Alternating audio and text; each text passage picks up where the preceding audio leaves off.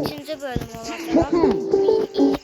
Hərəmizin 1000 altını var. Baxaq Önden görək atar. çıxacaq. Önden atar. 450 atar. Yok.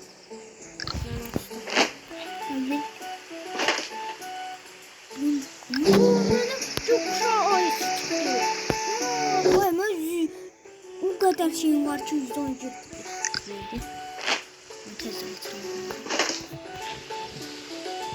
Bu səfər yaxşı. Ne yaxşı. Kırmızı içsizka. Dokun. Çok güzel.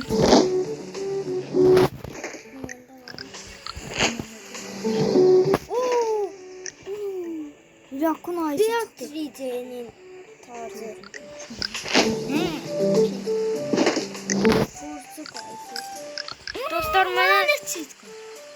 Dostlar mənə çıxanları tağazandır.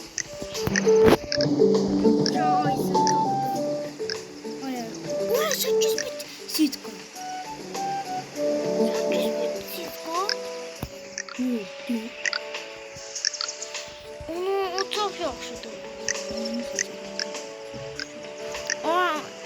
Mən bu tarzı seçirəm.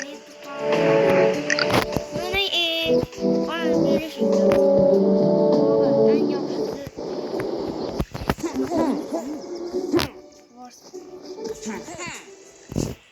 dostlar Ayhan seçim şeylerim. Ayhan ya Ayhan senki yakri durğuz bunu. Ne bu? Kırmızı. Kırmızı ayın sesi. Murayı. Uy. Ama